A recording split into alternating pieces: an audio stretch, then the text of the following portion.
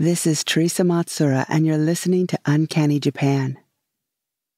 Have you ever visited Japan and went for a walk on a dark, overcast, somewhat foreboding day? And as you're strolling down the street, you notice strung up in all the windows and under the eaves of the houses, little white ghost-looking dolls. Some have colored ribbons around their necks. Some have little smiley faces drawn on them. Some have no face at all. Isn't it weird how the ones with eyes seem to stare at you as you walk by? Okay, they may or may not be watching you as you pass. It's probably just your imagination. Or maybe not. Let me tell you more about this darling talisman called the Teru Teru Bōzu. Don't change that dial. Would you like to explore the stranger, more obscure corners of Japanese culture? Dig a little deeper into superstitions, curious customs, and all those mysterious creatures that inhabit the land? If so, then this is the podcast for you. Uncanny Japan is where I, author Thersa Matsura, share all the fascinating tidbits I unearth while doing research for my writing. From the bizarre to the ghastly, and everything in between. I hope you enjoy the show.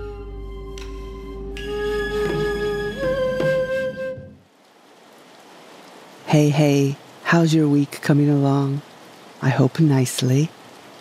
Today I won't harangue you except to say the Book of Japanese Folklore, an Encyclopedia of the Spirits, Monsters, and Yokai of Japanese Myth by Thersa Matsura is available for pre-order, hardback, Kindle, and audiobook, which I'll be reading.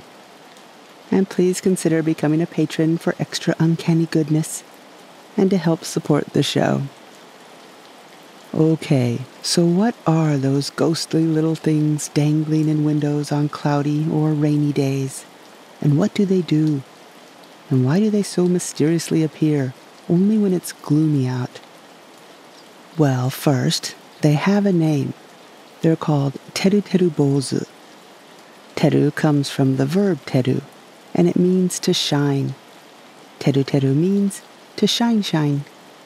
Have you ever eaten teriyaki chicken? Did you notice how shiny it was?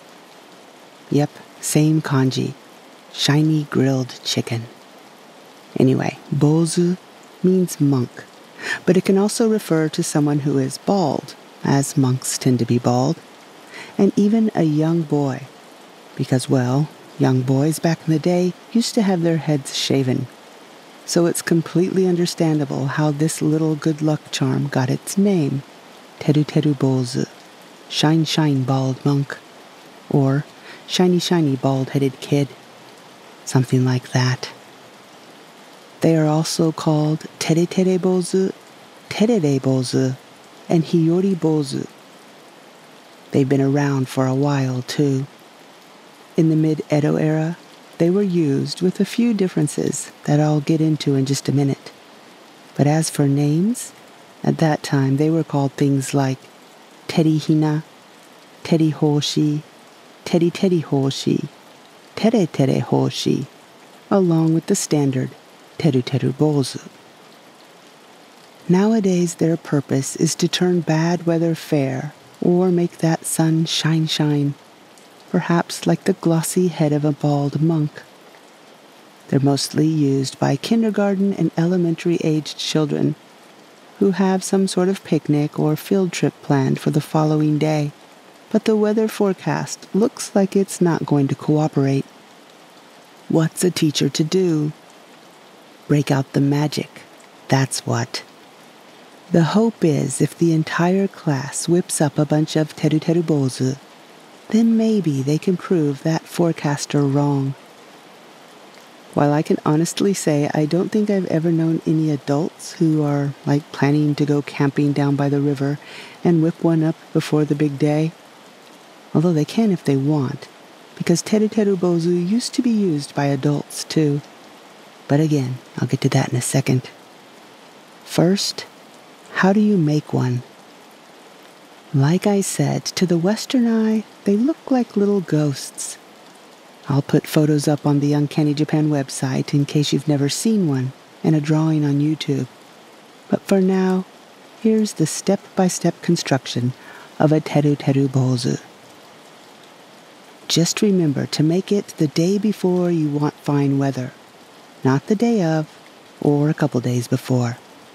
As in all things, timing is important. Your Teru Teru Bōzu can be made of white cloth, which is the traditional way. Or if you have a kindergarten class of 40 kids, it might be cheaper to use tissues, or what we call in Japan, kichin paper, paper towels. Keep in mind, purists say that using anything other than cloth lessens the Teru Teru power. So here's the easy way of doing it, and I mean it's really easy. First, wad up a couple pieces of tissue into a ball. That's the head. Then, cover that with another piece. You can use a rubber band to cinch and secure the neck. Then flare out the bottom so it's nice and ghosty looking. Ta-da! If you want to be more traditional and have a more powerful Teru Teru Bōzu, use cloth. It has to be white cloth, but a handkerchief will do. There are a bunch of rules to follow, but if you don't want to wad up another handkerchief for the head, a ping pong ball will work too. Instead of a rubber band, though, use a string or ribbon tied very neatly around the neck. Whether you use a rubber band or a string, remember to take another long piece of string or thread and either loop it through the tied neck part or thread it through the top of the head so that you can hang it up later. A note of caution when drawing the face. Do you want to do this the old-fashioned way or the way people are doing it now? If you're walking around today, you'll see most Teru Teru Bōzu with cute little smiles and red cheeks, perhaps some eyebrows and a nose. But almost always they have a face. But it didn't used to be that way. I'm not sure about the original reason exactly, but old Teru Teru Bōzu or Teri Teri Hoshi didn't have faces. One reason I found is that when you draw or paint on a face, the ink will most likely run, and this makes the little sunshine bringer sad and feel sad. It's almost as if it's crying. Then it'll just say screw it and let it rain anyway. So you can choose. Originally, they were strung up with completely blank faces. But these days, kids really delight in making them and drawing that face on. Okay, so you've got it made with or without a face, your decision, and you have a long string attached so that you can hang it properly. Now what? Well, next, go and fasten it on the clothesline outside or under the eaves of your house. These days you'll see many dangling from windows, inside, safe from the elements, but they're looking outside. Strict traditionalists say this is a no-no, and insist they should be outside to best work their magic. Also, when stringing up your Teru Teru-kun, make sure the head isn't drooping or looking down, because that lessens its power by half, so be careful there. One way you can prevent this is by using a piece of tape and taping the string to the back of its head so it doesn't flop around. And you're not done yet. Now for the incantation. To get it to work after it's hanging there, you look at it and you sing the Teru Teru Bōzu song. I guess it's kind of like Rain Rain Go Away, but with magic and a homemade mascot. I can't sing, but the lyrics go like this. Teru Teru Bōzu, Teru Bōzu, Ashita tenki ni shite okure, itsuka no yume no sora no you ni, haretara kane no suzu ageyo, which in English translates delightfully as, Teru Teru Bōzu, Teru Bōzu, make tomorrow's weather nice for me. Like the sky in a dream, once upon a time, if it clears up, I'll give you a golden bell. Isn't that nice? But you're not done. There's another verse. Teru Teru Bōzu, Teru Bōzu, ashita tenki ni shite o kure. Watashi no onegai o kiita nara, amai o sake o tanto nomimashou. The English is, Teru Teru Bōzu, Teru Bōzu, make tomorrow's weather nice for me. If you listen to my wish, we'll drink a whole lot of sweet sake. Okay, but we're not done yet. There's one more verse, and this is where it gets dark. Teru Teru Bōzu, Teru Bōzu, ashita tenki ni shite o kure. Sore demo kumotte naite tara, sonata no kubi o chon to kiru zo. And in English it goes, Teru Teru Bōzu, Teru Bōzu, make tomorrow's weather nice for me. Or if it gets cloudy and the clouds cry, I'll chop off your head, chon. Ah, Japan. But I guess there's a lot of lullabies and children's songs out there that have a little horror in them. For maximum rain-dispelling magic, you have to sing all 3 verses, even the chopping off the head one. Then, when you're done, keep looking at your Teru Teru Bōzu and say, Ashita wa tenki ga hareru to narimasu you ni. May it be sunny tomorrow. Now you can go inside and wait.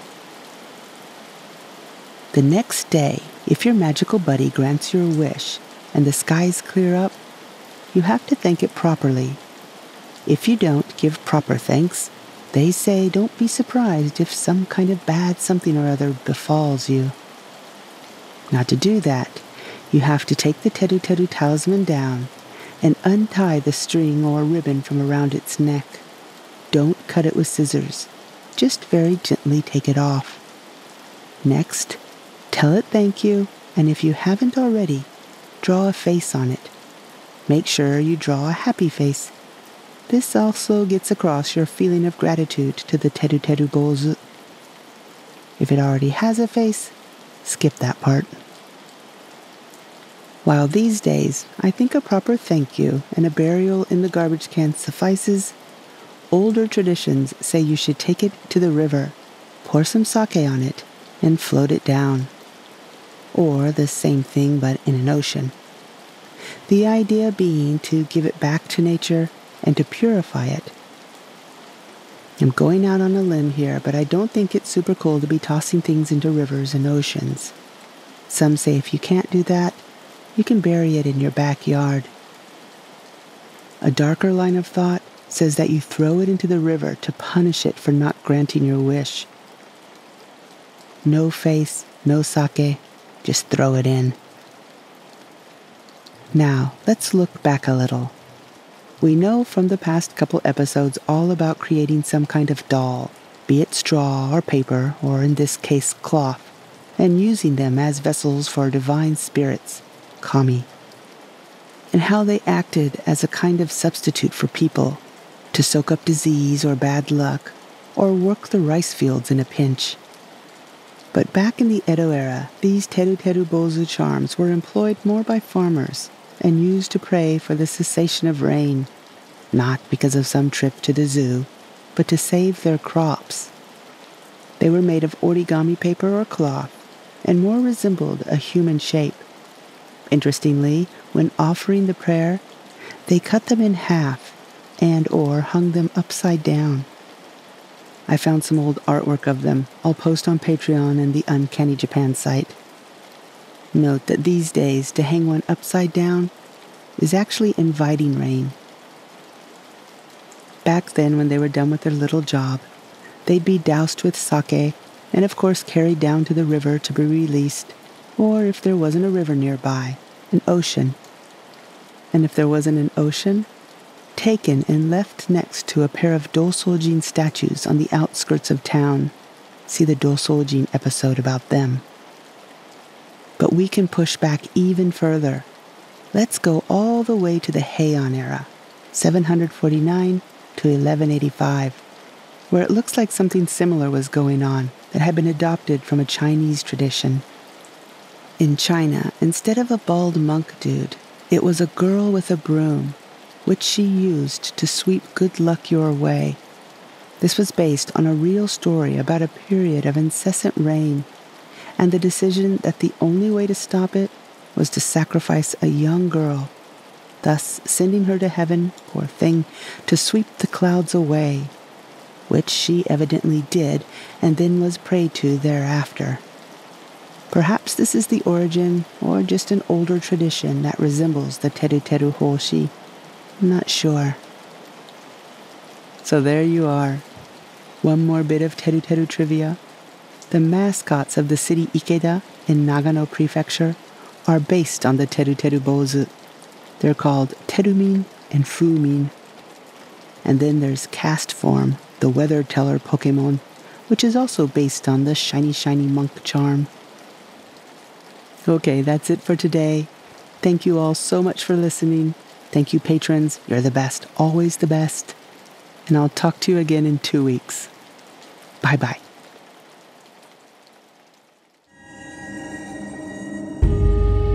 You've reached the end of the show, and I just want you to know how much we appreciate you listening and supporting us. Any subscribing, reviewing, and gushing to your friends, family, even random strangers really does help keep us going. If you have the means and you want to help a little more and get a little more, we are making extra content over on Patreon, all for only $5 a month. Or if you like to read horror, you might be interested in my Bram Stoker-nominated short story collection, The Carp-Faced Boy and Other Tales. 本当にありがとうございます. Thank you again, and I'll talk to you real soon.